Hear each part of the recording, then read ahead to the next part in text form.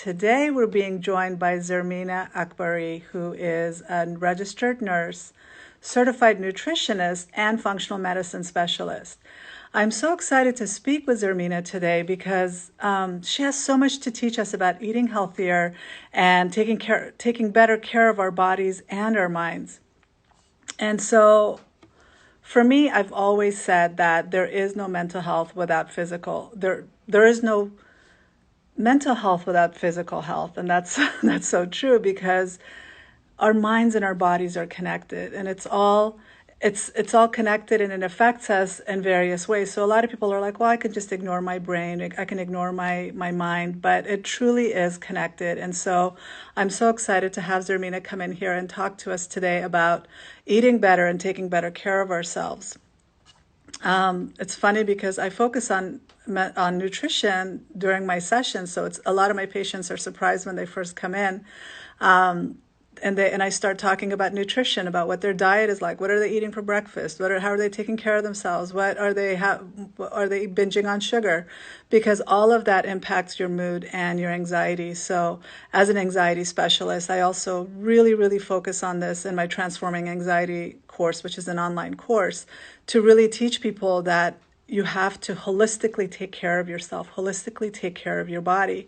And so for that reason, I'm so excited to be talking to Zermina about this, about everything we're going to be talking about. Talking about diet and nutrition is one of my favorite topics.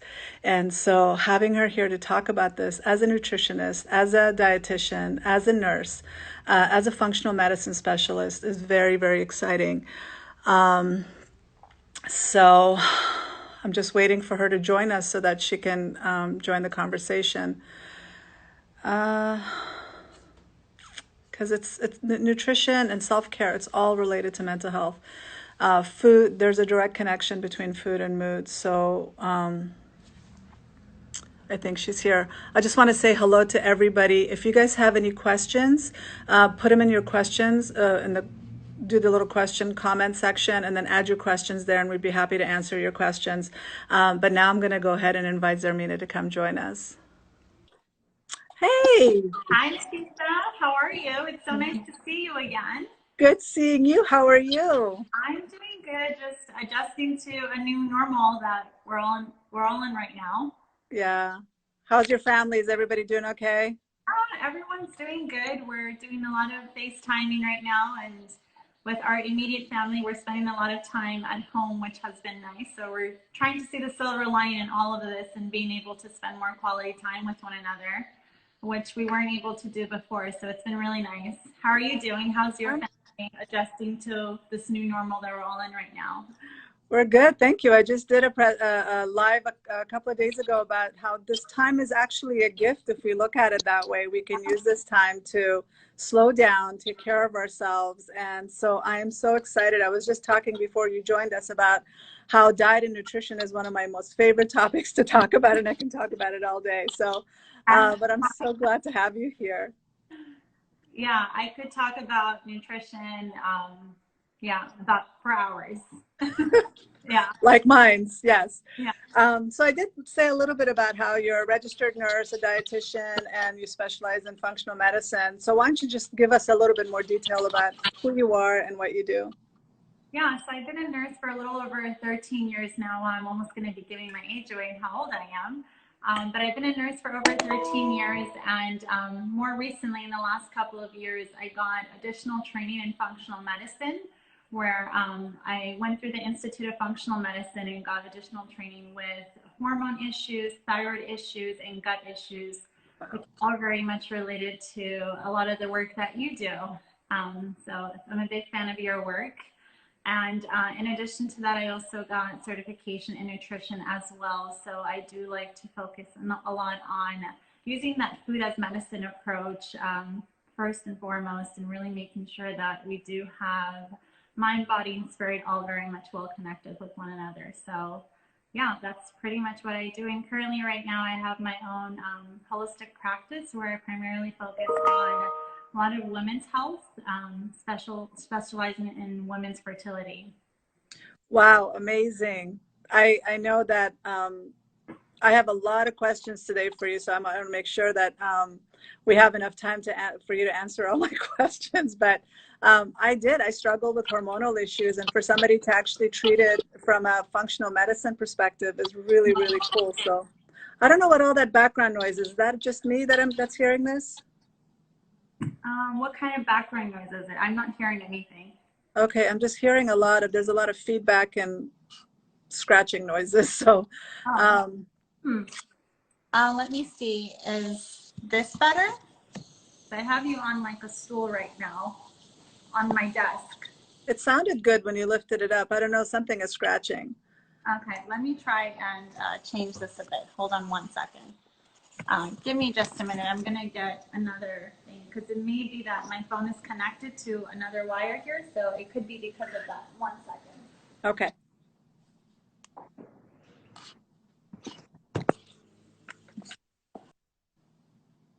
So hello, everybody that's joining us. If you have any questions, add them to the question section, and then we'll try and get to them. If not, we'll try to address them in the comment section. So anyway, I'm just trying to say if they have any questions, they can post them. Better? Is this better? Is it better? Sounds okay. Yeah. We'll see. We'll see how it goes. Okay, sounds good. Okay. So right now, of course, with this COVID-19 and coronavirus and everything that's going on, everybody's issue right now is to focus on boosting the immune system. But at the same time, a lot of people aren't realizing that all the stress that they're going through is also affecting their immune system. And so not taking care of themselves, not sleeping. So I want you to just go ahead and address that if you can. Yeah, I think when we're talking about stress, a lot of us are very familiar with the hormone cortisol. It's primarily our stress hormone, and that's actually produced in the adrenal gland, which are these two small glands that sit right above our kidneys. And it's responsible for producing that stress hormone cortisol. So your question was, how does cortisol or stress actually affect the immune system? Yeah. Yeah, and then how people can boost their immune system, including managing their stress.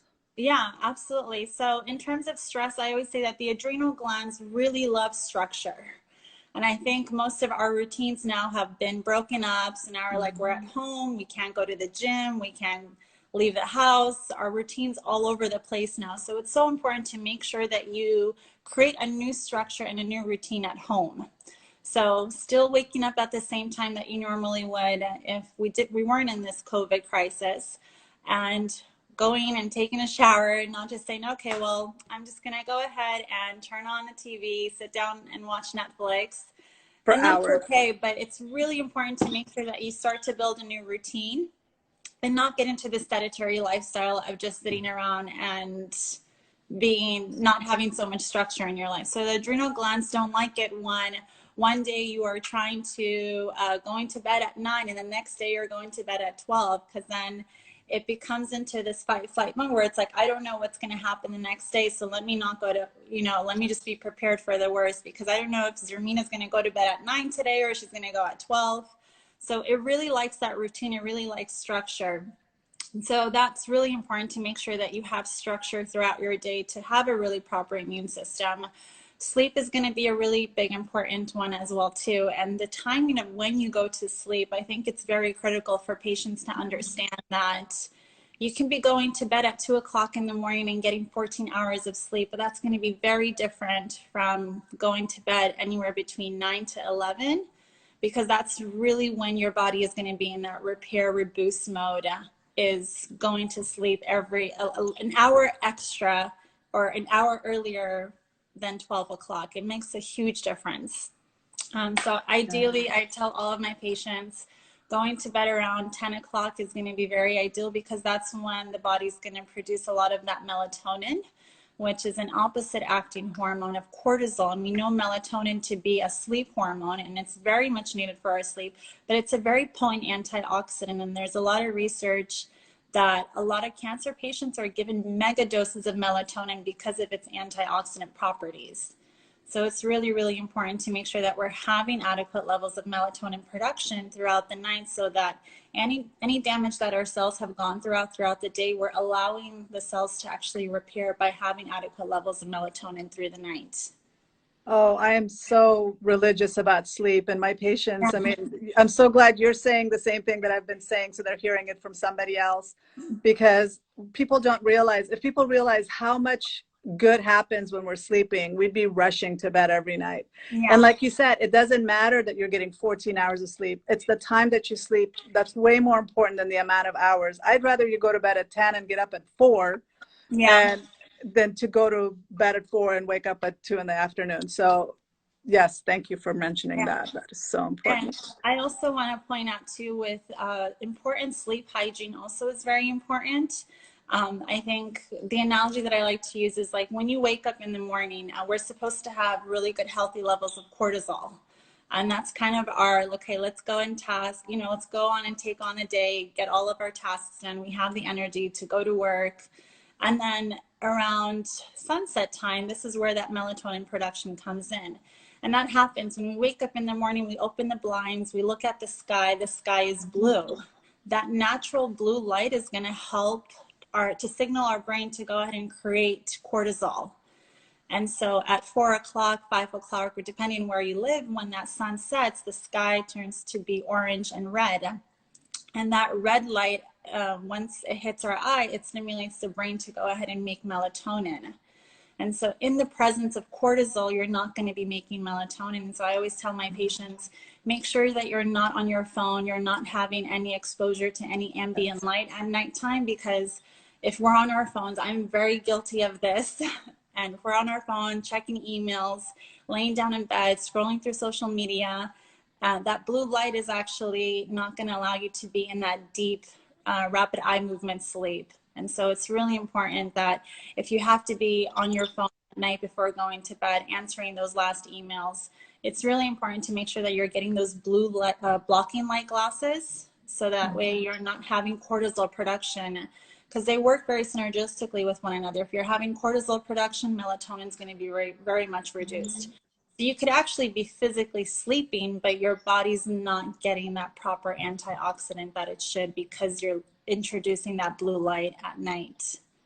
Well, it's like alcohol. Alcohol and sleeping pills will put you to sleep, but the goal is to go into that deep coma-like sleep that does the cleaning and the washing and the consolidating and the repair of your body.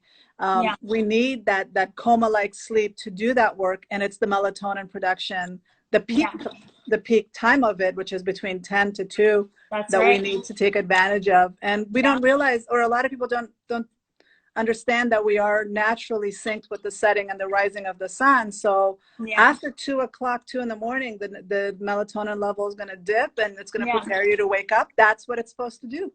Yeah. So, and the older we get, our melatonin production isn't as robust as we like it to be. So I always like to use the example of babies. Newborns actually sleep 22 to 23 hours a day, and that's because they have the highest level of production of melatonin. And so they're producing all that much because they're sleeping for really long hours. And they need that because there's so much change happening in their bodies. Exactly. Their brain is rapidly developing, but we need to take advantage of that.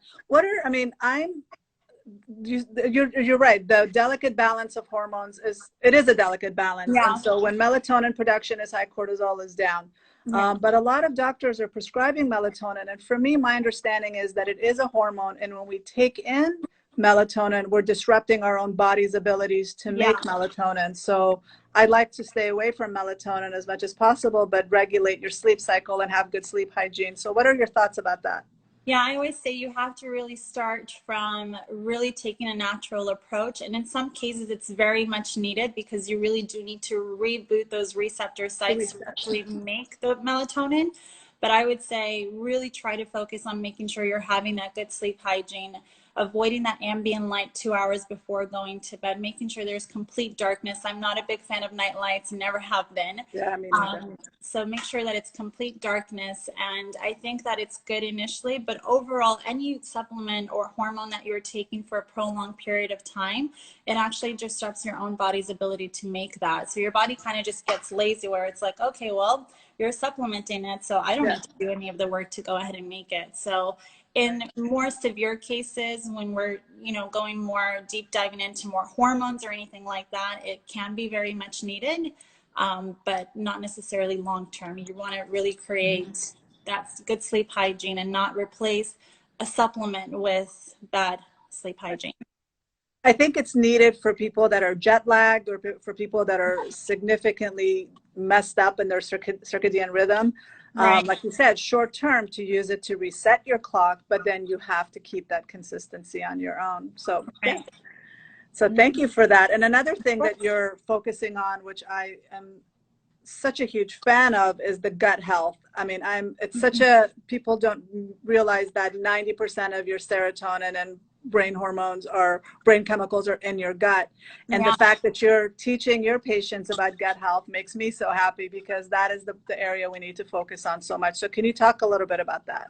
Yeah, Hippocrates once said that let food be thy medicine. And so I think that's so important, because a lot of the diseases that we are, you know, more accustomed to, more of the chronic illnesses, are started in the gut. So what you have at the end of your fork for breakfast, lunch, and dinner is going to really play a big part when it comes to your health. And so especially now, when we're all very much hyper focused on our immune system, how do we boost our immune system? A lot of people find it very shocking that 75 to 80% of our immune system lives in our gut. So making sure that that terrain actually has that good gut microbiome, you're having those good soldiers to actually fight off any bacteria that's going to come in. So food is so incredibly important. And I find it really interesting.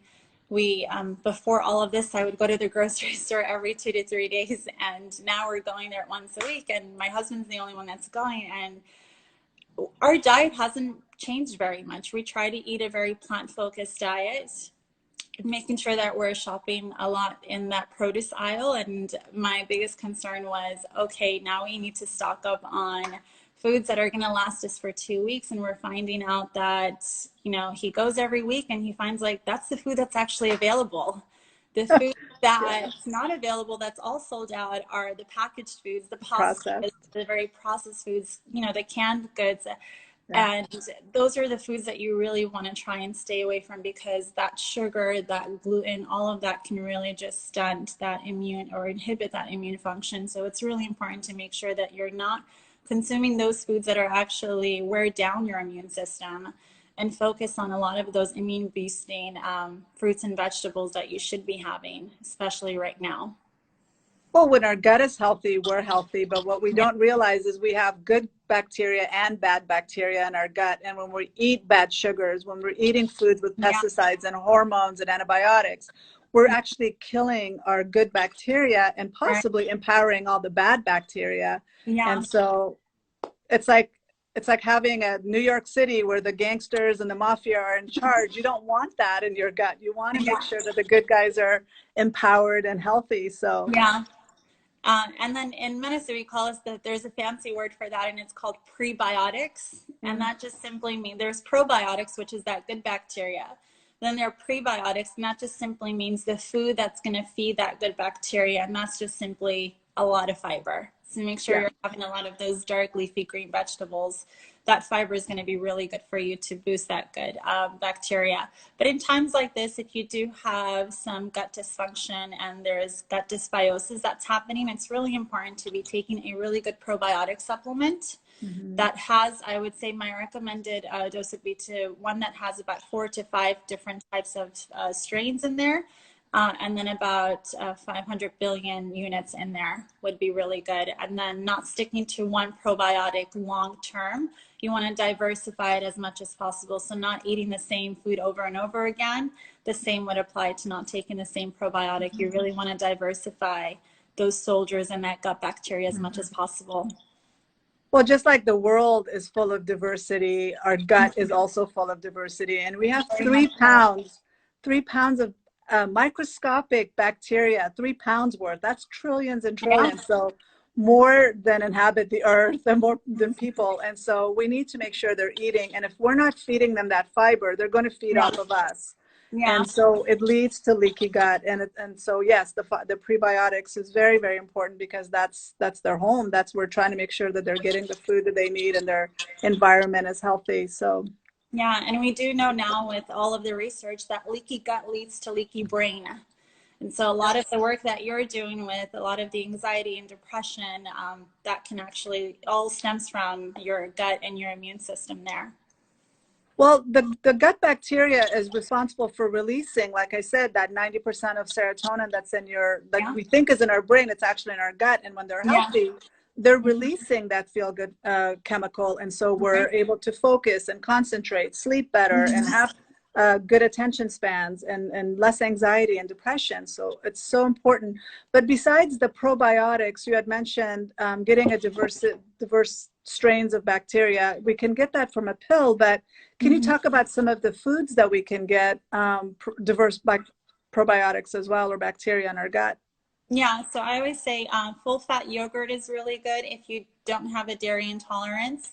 Kefir is really important too, sauerkraut, any fermented vegetables. Our ancestors actually had this wonderful idea of actually fermenting a lot of their foods because there wasn't access to fast food the way we have right now. And so it's so important to make sure that we are consuming a lot of probiotic-rich foods like yogurt.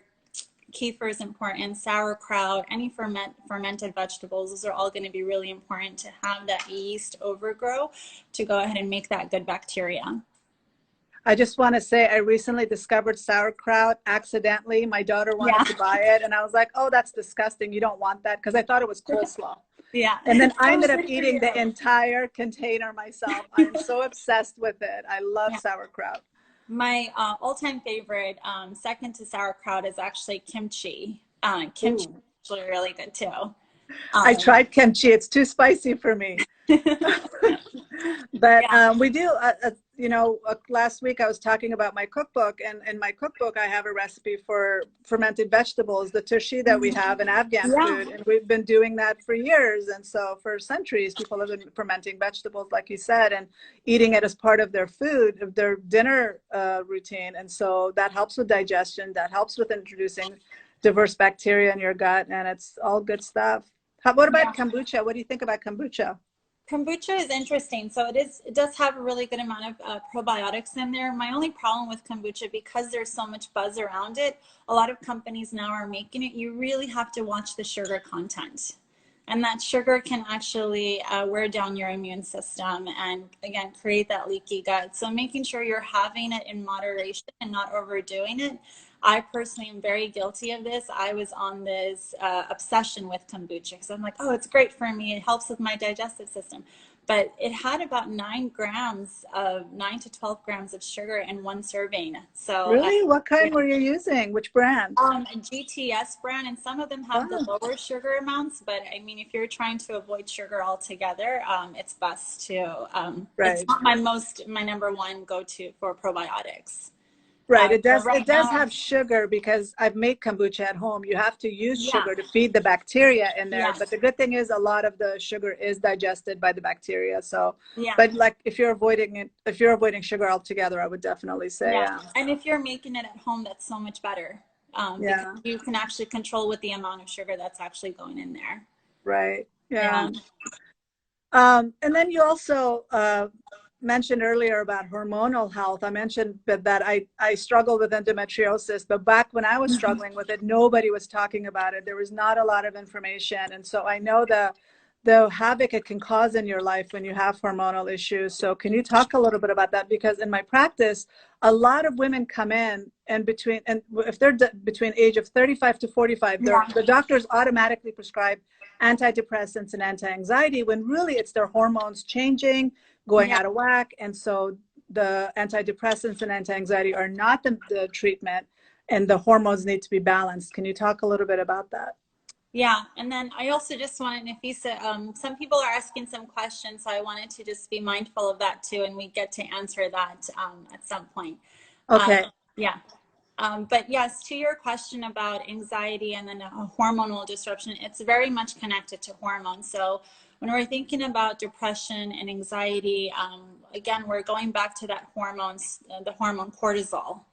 I always tell my patients, cortisol is going to be your longevity hormone, meaning that it's going to actually dictate what your other hormones are going to do. In functional medicine, we have this pyramid, and on the bottom and the base of that pyramid, we have insulin regulation and cortisol production.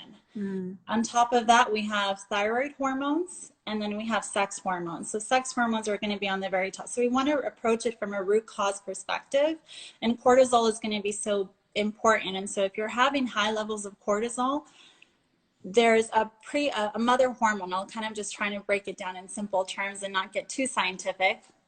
But there's a mother hormone called pregnenolone, and that pregnenolone hormone gives birth to your adrenal hormones, DHEA, which is a precursor to testosterone, progesterone, estrogen, and then cortisol, and then other hormones in there as well. In the presence of having high levels of cortisol, the body is going to shut down all of those hormones. And why? Because the body, you could be going through stress. Let's say you have 5 kids, you're a single mother, you're having relationship issues, you're having work issues, health issues. In that time, your cortisol is going to be really high. And so what's happening now is the body's perceiving any of those stresses as if there was a lion in front of you. And so what happens? Your blood sugar needs to rise because we need to have sugar actually be inside of our muscles to be able to run away from that tiger or that lion. Your blood pressure is going to go up really high. But in that state, all of your other hormones, primarily progesterone, in a state of high cortisol, progesterone, we think of it as that progestation, it's that pro-pregnancy hormone, but it's actually our feel-good, zen, relaxing hormone. And that hormone, when we have high levels of cortisol, the body's saying, no way, we are not going to bring a baby into this environment. It is not safe. We need to not worry about reproduction. We need to worry about running away from this lion that's in front of us. And that's so incredibly important to make sure that we are combating that cortisol level, whether my first and go-to is diet and lifestyle. And it's not necessarily the amount of stress that's coming in, because our bodies are very much designed to handle that stress, you know, and acute stress, it's totally fine. We need to have that inflammation, but in a state of chronic stress, that brings on so much inflammation and then just shuts down all of your other hormones. And so you really have to change your perception of stress. And so they did a study where they looked at third world countries and people or societies that didn't even know what the word stress was. It was more of, you know, this unfortunate event happened in our lives. Now we're just going to go ahead and take it. It is what it is. It's from God.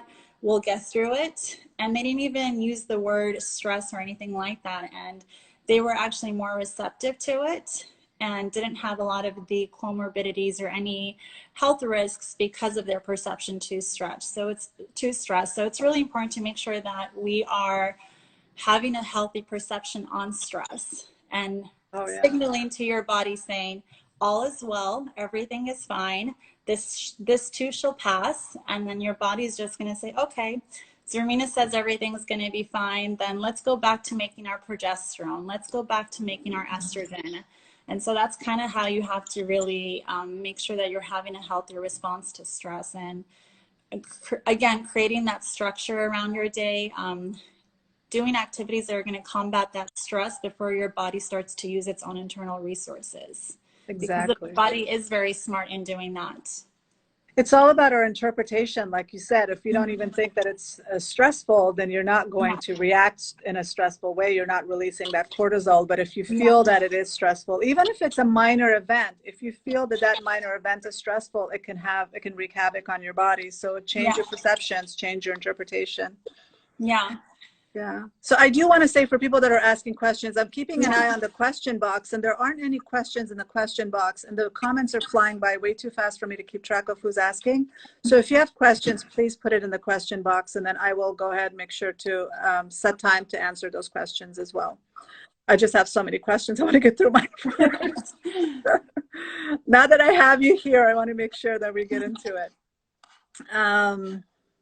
Oh, as far as you talked about progesterone, I remember when I was pregnant, as much as I'm, always in my head, and I've talked about how I struggle with anxiety, and I'm constantly, stress is a big thing. I can get caught up in being stressed. But when I was pregnant, that progesterone must have been flooding my body because I was so calm and so at peace all the time, and I just loved it. And so, Yeah. yeah, but speaking of stress, I just talked to, interviewed my cousin last week who's about to have a baby. And so we were talking about postpartum depression and how to avoid that. Are there some tips you can give people that are struggling with postpartum or how to avoid even getting postpartum depression? Get all the help you can. Don't Yes. be afraid to ask for help. That is that one time in your life where you need to take all of that help and really fill your cup as much as you possibly can. And take help from in-laws, from your siblings, from your parents, as much as possible. And communicate with your partner that this is a time in your life where your body's going through so many chemical changes. And then nutrition plays a really big part in that as well too. So in order for the body to produce that progesterone, and the reason why a lot of women go through that postpartum depression phase is because through pregnancy, you're having so much progesterone production that when you deliver that baby, your progesterone starts to actually sink and go down. And it is that, feel good, relaxing hormone. And so you really need to make sure you're having a diet that's high in fat. And that can be very controversial because I know a lot of people have this misconception that fat makes you fat. It's actually sugar. But with progesterone, in order for the body to produce that progesterone, it needs to make a precursor hormone called pregnenolone, that mother hormone that I talked about earlier. And then a precursor to that, we need to actually make cholesterol.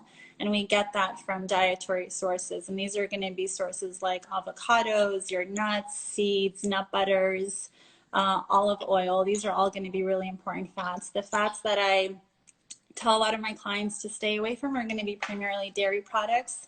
And these can actually really cause a lot of inflammation in the gut. So if you can tolerate it, I always say stick with full fat dairy and not the non-fat or low fat dairy, because that's really going to, fats are essentially the backbone of all of your hormones. So it's really important to make sure you're consuming a lot of them. And there's a big misconception that fat makes you fat. It's actually sugar that does, not necessarily fat. There's a really good movie on Netflix called Sugar Rush, and it talks about that, how we were lied to about by the sugar industry that fat is bad and sugar is good. And Yeah. so we do need to eat more fat, but canola oil should be avoided because it does create inflammation in your body. And I know a lot of people are using it. So Yeah, the hydrogenated oil fats, and interesting, vegetable oil doesn't have any vegetables in there, so right. it's not the best oil, and you want to stay away from trans fat too. A lot of people cook with olive oil, and olive oil doesn't seem to have the best flash point, so it's great for drizzling over salads, but the minute you introduce high heat to it, then it's going to turn it into a trans fat, so just be mindful of that too for your listeners. Right. I'm still a fan of coconut oil, but mostly I use avocado oil. Yeah. What are your thoughts about avocado oil? It's great. That's the oil that we use in our home, and it has the highest splash point, that smoke point. So it's my favorite go-to, actually. Yeah, it's a great oil. Also, what do you think about homeopathic medicine? I recently read that Cuba is officially recommending homeopathic medicine as a treatment for COVID-19. And I'm a fan of homeopathic medicine, but I was wondering if you knew anything about it. So my personal training and background, I've used homeopathy, but through under the care of a practitioner. So I personally don't have any training in homeopathy. Am I a fan of it? Absolutely. I couldn't explain the physics behind how it works. Yeah, it's a whole nother area in its own, and I don't have any professional background in that area. It's a very hard thing to explain. It's a very difficult concept. Yeah. So let's see, what else do I have? Sugar. I know that somebody asked a question about monk fruit, and so I am a fan of monk fruit. I'm not a fan of stevia, but sugar can be very destructive for our immune system. And so I recommend alternative sugars to my patients when they're trying to get off of sugar, like even using monk fruit 50-50 with sugar, and then slowly increasing the monk fruit and decreasing the sugar until your body can get used to it. But speak to us a little bit about alternative sugars and how to get off of sugar addiction. Yeah, so more natural sugars are going to be like maple syrup, honey, coconut sugar, but those can also raise our blood sugar. So if you are a diabetic, a lot of people assume, well, I can have the natural sugar. If you're a diabetic and you're having high glycemic index, and even if it's natural, it's still going to cause your blood sugar to spike. In terms of monk fruit, stevia, those have a very low glycemic load, meaning that it's not going to cause your GI to actually spike up so high. And so we do recommend that with monk fruit, just be mindful because a lot of monk fruit, they have them with sugar alcohols, erythritol, xylitol.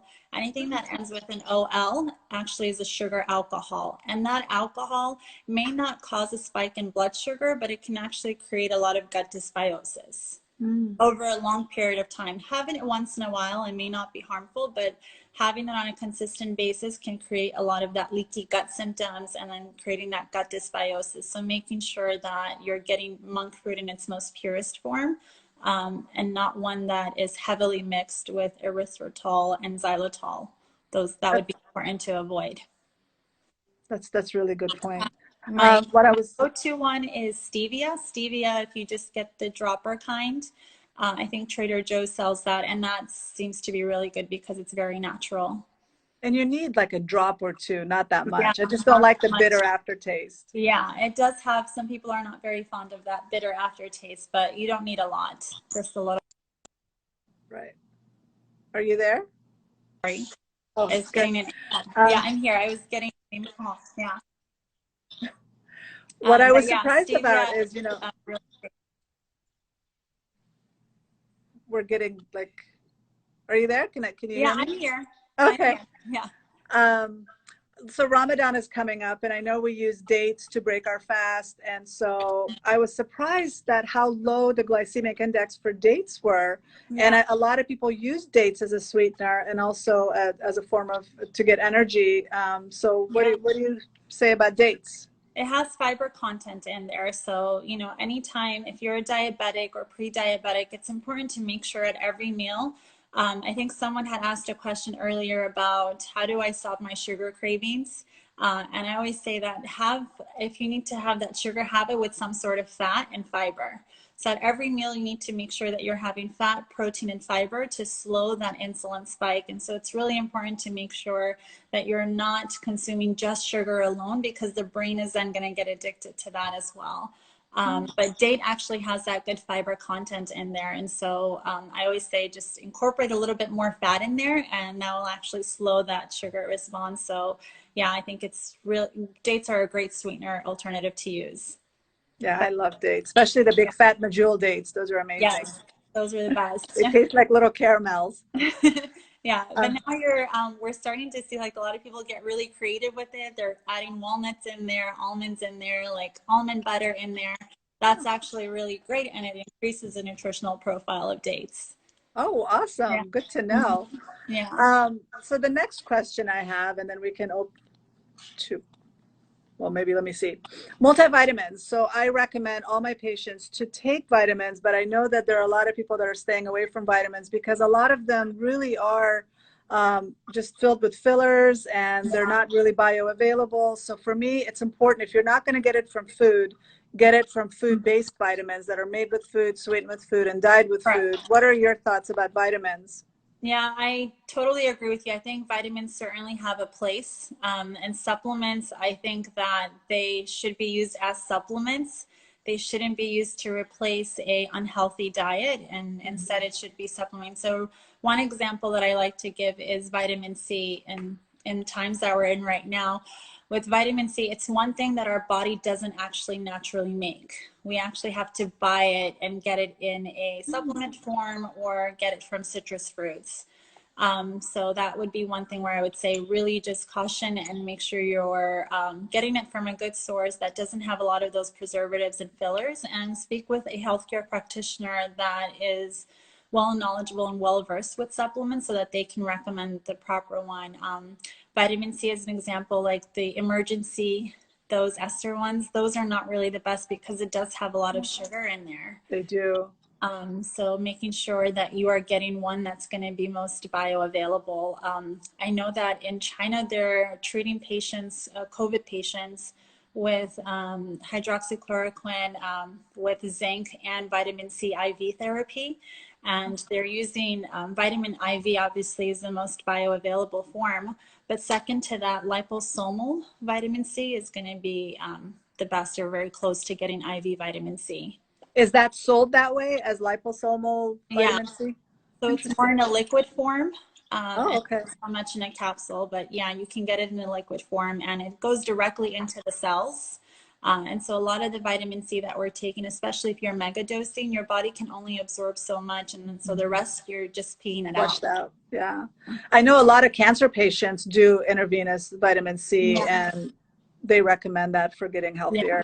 Yeah, it really is a great immune booster, and liposomal is second best. So obviously we don't have access, all of us don't have that luxury to have a IV clinic near us where we can just go daily and get it. So having liposomal works just as good.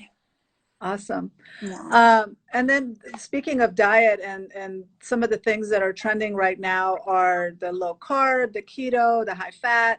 And for me, as far as the patients that I work with, since I do specialize in anxiety, I have a lot of patients that have anxiety, and a lot of them on low carb or keto diets are getting really escalating their anxiety because they're significantly cutting that carb. So what do you say about that, as far as what are your thoughts about these diets and about cutting such a huge, I mean, a necessary part of our diet, which is the carbs? We shouldn't, I say we need the carbs, the fat, and the protein for every meal, but some people are cutting all that out. So what are your thoughts about that?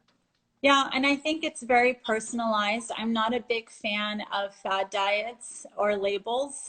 So I say that you need to have balance, and maybe one diet may actually work for me, but it may not work for someone else. So really just looking at your own individual biochemistry to see if that diet is something that you can benefit from. A lot of people do well with the keto diets, and then I've had patients where they didn't do so well. So I'm not a big fan of restricting foods. If you're generally someone who's healthy, I'm not a big fan of restricting foods, again, because when we're talking about the gut microbiome, you really want to diversify that. And a lot of these labs are doing in-home gut microbiome tests. And it's interesting, they're telling, if you've been on, let's say, a high-fat keto diet for such a long time, they get their gut results back, and it's telling them to eat the opposite of keto. And it's really just because they tested their gut microbiome to see what kind of bacteria that they're having and what kind of foods they're having. So let's go ahead and diversify it. It's basic knowledge. Let's diversify it and incorporate and encourage them to have foods that they don't typically eat. So obviously not having one ingredient and you're having that in high amounts for a long period of time, because you want to introduce that bacteria and that diversity into your gut. But as far as your question in regards to, were you asking about anxiety and then having high fat diets? Well, the impact of cutting out carbs on increasing anxiety and escalating. Yeah, so about carbs, I think a really good source is starch. Actually, a lot of people are afraid of it, but starch is actually needed for a good gut microbiome.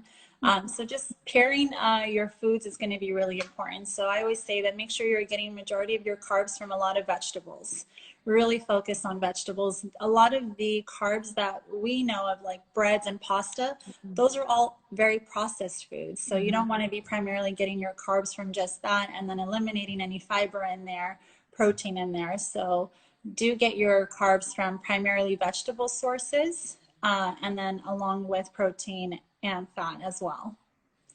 No, that's really good advice. And yeah, eating carbs doesn't mean eating a lot of breads and pastas, but you do need carbs, and vegetables are carb. And so making sure to have that balance in your diet, because like we said, food is medicine. And if we are cutting out the carbs that actually releases feel-good chemicals in our brain and releases that serotonin, we're missing out on that. And so I'm seeing a lot of people escalating in their anxiety. So yeah, I do agree. And then even beans, legumes, whole grains, a lot of people fear that also. And that's just because it can be very hard on the digestive system to digest. So you have to make sure that you have a very strong intestinal barrier to be able to handle that. And I always say that make sure you're soaking and sprouting your beans and your grains as much as possible. So that way it's a lot easier for the digestive system to digest, because it's releasing those enzymes that are beneficial for digestion throughout that sprouting process.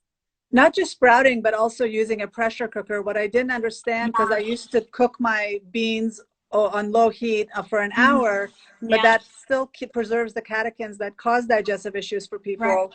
And so having, and I'm probably not even saying that word right, but using a pressure cooker will kill that enzyme Yeah. that can cause digestive issues. Yeah, and that's lectin that you're talking about. Lectins, that's it. Lectins, Talking yeah. about tea. Yeah, so that high pressure cooking actually helps with that. So then that's another diet where people are like, I'm just going to go lectin free and not have any tomatoes or eggplant or a lot of these foods that have this enzyme in there. And that I don't think is necessarily the best thing to do, because there are so many other beneficial properties that that vegetable can consume. It's a matter of limiting. And it's like for some people, they have a really hard time with them. And so, especially with beans, using a pressure cooker, it's so easy, it just gets rid of them. And so you can limit that. Yeah. So let me see what the questions are. I might have to put on my old lady glasses. Everything is so small here. Zermina John, please advise on how to control or stop sugar intake. What can I add to my diet to help with this? So that's one question. Yeah, so that we talked about the making sure that you're consuming fat and fiber.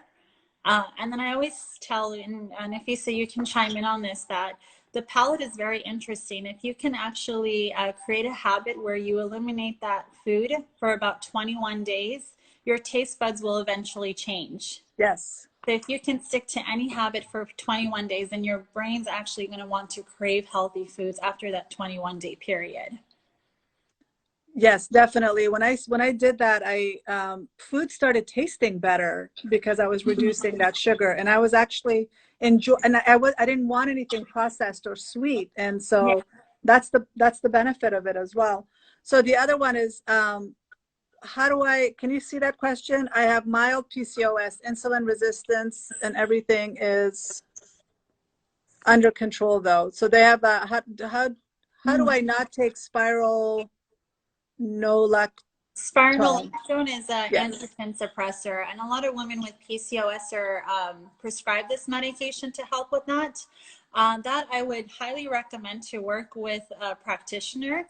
And again, any information that I give, I don't want them to substitute it for any medical advice. I think they should do their own research and make sure that you are under the care of a healthcare practitioner, but make sure that you are looking into saw palmetto could be actually a good one to suppress that, but spironolactone, it helps with androgen reduction. And with PCOS, making sure that you are having your thyroid fully checked. And that's not just the TSH, but you're also checking free T4, free T3, reverse T3, and TPO antibodies to rule out Hashimoto's. Hope that was helpful. I didn't understand any of it. I hope she got it. I hope she did also, but it would take a lot more time to explain it in a live like this. But yeah, feel free to shoot me a DM, and I'd be happy to support you in any way that I can. And then the other question had to do with what are some good supplements to take for probiotics or gut health.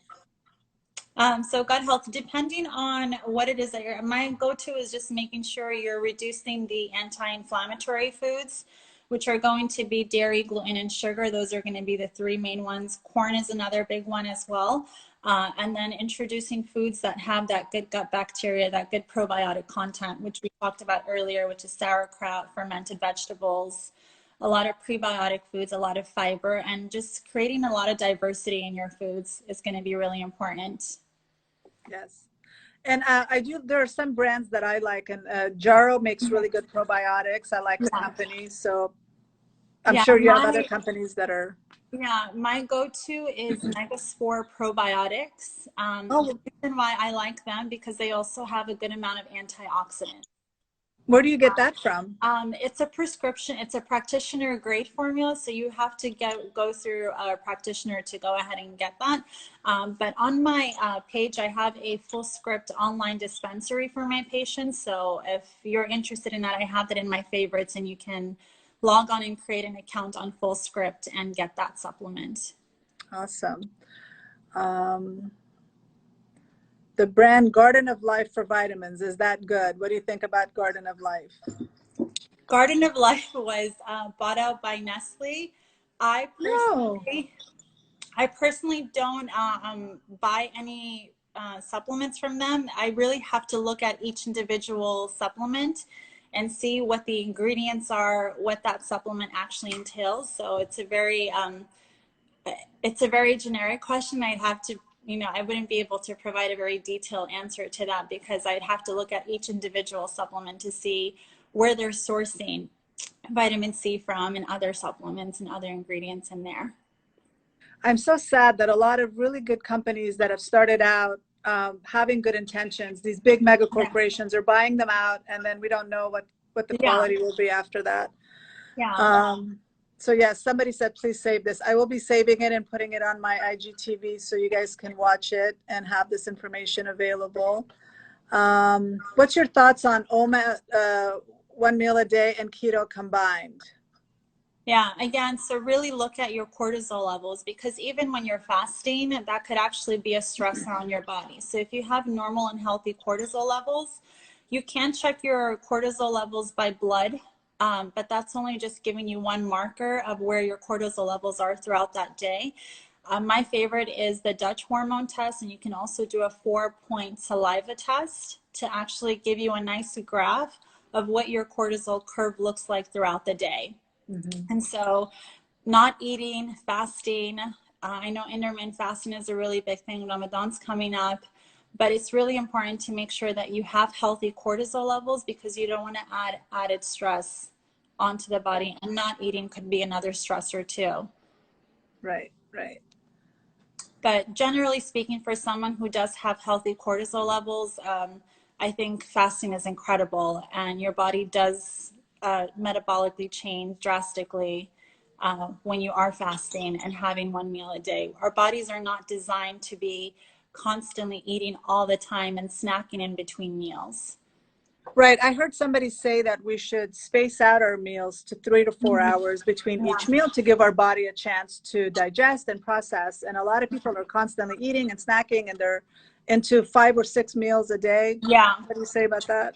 I'm not a fan of it. And I think if you are wanting to reach weight loss goals, that, your body in that state of eating and snacking all the time, it's not going to burn any fat. And that's only going to happen in a state of fasting. So I say, make sure you're getting your 3 meals and eating them at a proper time and not snacking in between. I always tell my clients the state of their health, of how I know if they're really healthy or not, if I tell them to do a 12-hour fast.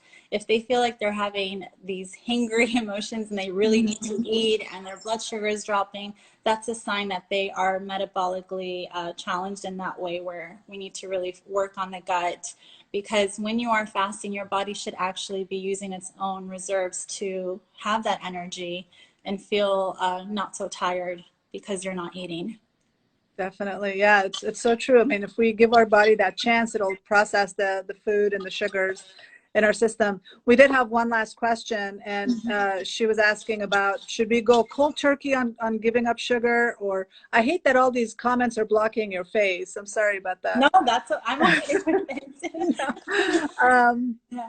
Should we go cold turkey or gradually give up sugar? Yeah, it's hard. I would say that sugar is probably one of the biggest culprits with a lot of the health issues that 90% of America is facing. So I would say, if you're able to go cold turkey on it and not necessarily deprive yourself, but replacing it with natural alternatives, that would be a better approach, as opposed to, let me just cut it out completely. Caffeine is one example. I don't necessarily tell my clients to cut out caffeine. If you've been used to having 5 cups of coffee a day, you don't want to have the next day and just go ahead and cut it out completely. So you find that you're more successful in eliminating that cough or that sugar long term if you slowly taper yourself down. And just be kind to yourself and not put so much pressure on yourself, and understand that it's a process of removing that. Well, it's an addiction. The caffeine is an addiction. Your brain gets used to a certain amount of chemical. And so when you're pulling it out, it goes through withdrawal. The same with sugar. Sugar and caffeine are two of the most addicting chemicals that we have in our lives. And it's everywhere, and it's socially acceptable. So it's very difficult to get off of it. And doing it gradually and slowly would be a much better way, I think, too. Yeah, I agree. And I did want to say about caffeine. Coffee causes jittery effects on the body. And so for people that have anxiety, it makes their anxiety worse. What are your thoughts about caffeine and coffee intake, especially for people that have anxiety? Yeah, so caffeine, again, it's a stimulant, so it's a drug. And so that cortisol production, again, whatever little cortisol you have, or let's say you have someone who's been having high cortisol and then that's flattened out, the adrenal glands, anytime you drink caffeine, it's actually going to try to squeeze out as much of that cortisol as possible. And so a lot of us can become so immune to it because now you have such high levels of cortisol that it's not really doing anything to you at that point. So I don't find it to be the best form of drink to be using because of that cortisol production. And so again, when you're thinking about cortisol being your longevity hormone, and it's the hormone that dictates all of your other hormone production, you really want to be mindful of that and making sure you're keeping your cortisol levels at bay and not consuming so much caffeine. With caffeine, I will say having 1 cup a day is not going to be harmful. It's not so much, it's important to consume just that 1 cup, but also when are you consuming that 1 cup of caffeine? Is it first thing in the morning? Is it 4 o'clock in the afternoon? In the morning, like I mentioned, your body's going to produce that natural production of cortisol when you open up your blinds and look at the sky. You don't want to be reaching for your cup of joe first thing in the morning, because what it's going to do, it's going to actually stimulate your cortisol production. And so you're not allowing your body to naturally produce that cortisol. And so my biggest advice is wait about 2 hours after waking up to have your cup of coffee. Allow your body to make its own cortisol. Have your caffeine. If you're waking up at 6 in the morning, anywhere between 8 to 9 would be a good time to have that cup of coffee, because you're allowing your body to make its own cortisol. You have your cup of coffee, and then around 12 to 2 is when your cortisol levels naturally are supposed to decline. So if you're having that cup of coffee at 4 o'clock in the afternoon, good luck sleeping. Yeah, melatonin's not going to be produced. Right. So they have it before 12 noon and not first thing in the morning waking up. I think what you're saying is kind of controversial for people. I've never had a cup of coffee personally, but I know people can't function unless they have it first thing in the morning. So what you're saying might not make a lot of people happy. Yeah, I was actually a coffee drinker for quite a number of years, and I would have about 10 cups, and those 10 cups weren't doing anything for me. Wow. Yeah, so yeah, my cortisol levels at one point were through the roof, and then they flatlined because of the amount of caffeine I was drinking. Wow, that's a lot. Yeah, I know I'm very sensitive. Like when I used to drink soda, and that was years ago, if I had it at 1 or 2 in the afternoon, I could not fall asleep until 1 or 2 at night. So because it would keep me wired. Yeah, and then over time, it doesn't have that energy effect on you because your body's just kind of gotten used to it, and now it's like, well, give me something else to stimulate me because that's not doing it anymore. Right. We have like 1 minute left before Instagram kicks us off, but this has been such an amazing conversation. Thank you so much. I've learned so much. Thank you for answering all my questions. Of course, Nafisa. Yeah, if anyone else has questions and we didn't get to it, feel free to send me a message, and I'll try my very best to get back to you guys in a timely manner. Tell us your Instagram handle. It's living_holistic, and holistic is spelled WHOLELISTIC. Well, thank you so much. And we're going to get kicked off in a minute. So I do want to say again, thank you. Thank you, everybody, for being here. Thank you for your questions. I know there's a couple of questions coming in, and I'm sorry we don't have time. But go ahead and message us. Message me. I'll forward it to Zermina, or message Zermina at her website, at her page, Living Holistic. And we'll talk soon. Great. And, thank you so much for having me, Nafisa. Take care. Be safe. Yeah. Nice All talking right. to you. Stay safe, Bye-bye. everyone. Take care. Bye. Bye-bye. Bye bye.